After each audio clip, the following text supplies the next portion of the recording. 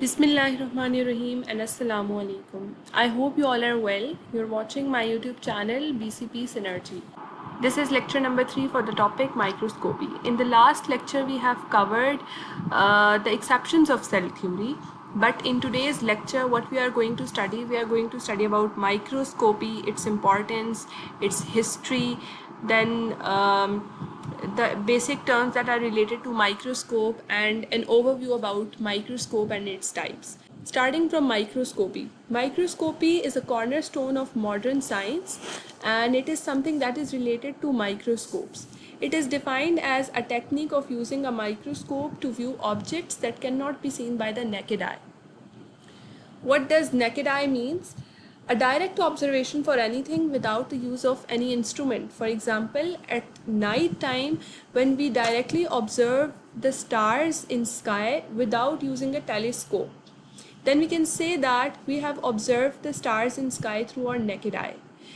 Microscopy opens up an entire universe which we would not be able to explore otherwise. Now, what sort of structures we can see through microscope? These are cells, microbes, tissues, molecules, etc. Whereas microscopy is foundational in field of biology, medicine and material sciences. Next is importance of microscopy. Microscopy is really important in discoveries of many invisible things that are actually not visible through our naked eye. Firstly, microscopy plays a vital role in medical diagnosis. By analyzing tissues and microbes under a microscope, doctors can detect diseases and then they can prescribe their effective treatments of those diseases. Next, we use it to explore cell biology. We can observe how cells live, divide, and interact. So, microscopy is crucial for everything from genetic to cancer research. Then, microscopy also let us see the unseen bacteria, viruses, and structures invisible to the naked eye. Microscopy also allows us to conduct the forensic investigations. Forensic science relies on microscopy for crime investigation, where the examination of fiber or hair are done, and hence the evidences are traced to solve different cases. Microscopy also allows us to develop new medicines and materials. Then the history of microscopy, that how microscopy has evolved. Microscopy has evolved from simple lenses to very powerful instruments or very powerful microscopes. And it all began in 1590 when Zacharias Janssen, who was a Dutch spectacle maker, he created the first compound microscope, which magnify an object which is observed under it around 3 times to 9 times. Then in 1665, Robert Hooke, another scientist, he wrote his own book Micrographia, and he was the first person who illustrated the microscopic life in such detail. And the microscope through which he observed the cells of cork was this one. And some years later, in 1674, another scientist, Antony van Leeuwenhoek, he observed the microorganisms. He crafted simple microscope with single high quality lens. High quality lens means it has a big magnification power as compared to Janssen's microscope. And the magnification of his microscope is 275 times. This was the microscope he invented. What about the modern microscopes of today? Today we use modern microscopes that can magnify 1,000,000 times and through which we can explore molecules, viruses, and even atomic structures very clearly. Magnification versus resolution. These are the important terms that are related to microscopy. Magnification means how much bigger a microscope makes something look. It is defined as a capacity of microscope to increase size of an object than its original size. For example, if a tiny cell looks 400 times bigger, it means that its magnification is 400x. And if it looks 1000 times bigger, then magnification is 1000 times.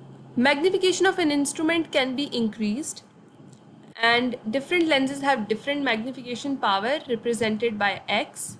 X means the number of times the original size of object. Now there are different ways to calculate magnification. If the magnification is calculated for a compound microscope and we say that we want to calculate the total magnification, then we calculate the total magnification by formula eyepiece lens value into objective lens value, which give us the total magnification. Total magnification, as I said, it is for a compound microscope where there are two lenses, and first magnification is done by objective lens while other by the eyepiece lens. That is why we calculate the total magnification in compound microscope. For example, the magnification of eyepiece lens is 10x while the objective lens magnification is 40x, then total magnification will be 10x into 40x, which give us 400x. Whereas if we want to compare the size of image to actual size of object, then we can calculate the magnification by formula size of image divided onto actual size of object. Then the next topic is resolution. Resolution is a little different. It means that how clear and sharp the image is. It is answer to one of an important questions, that can we see 2 points as separate or do they look like one blurry dot? Because resolution means how clear and sharp the image is. It is defined as measure of ability of microscope to distinguish between 2 points which are close together on an object. Resolution of an instrument is fixed. The resolution of our naked eye is 0.1 millimeter. Different microscopes have different resolution. For example, resolution of light microscope is 250 nanometer, while the resolution of electron microscope is 0.2 nanometer. Our eye alone can only see things that are 0.1 millimeter or bigger. But if an object is smaller than 0.1 millimeter, then our eye cannot see that thing. But microscope can go much smaller. Like light microscope has a resolution of 250 nanometers and electron microscope has a resolution of 0.2 nanometers. In this picture, this is the good resolving power, that we are able to see the image sharp and clear, while this is the bad resolving power. And same in this case, where the image on left hand side is imaged through a microscope which has a very good resolving power, while the image at right hand side is taken through a microscope which has bad resolving power, that it is unable to show the image clearly. Types of microscope. Firstly, what is microscope? An optical instrument used to magnify and observe small objects that are not visible to the naked eye is called as microscope. Microscope are of two types. They are light microscope and electron microscope.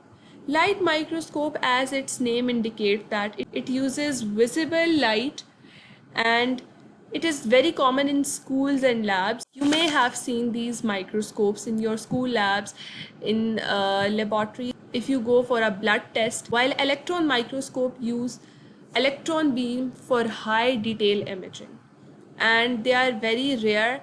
They are not found commonly. They have a very big size. Electron microscope has two further types. which include transmission electron microscope and scanning electron microscope. We will study microscopes in detail in our next lecture. I hope you understand this topic very well. Thank you.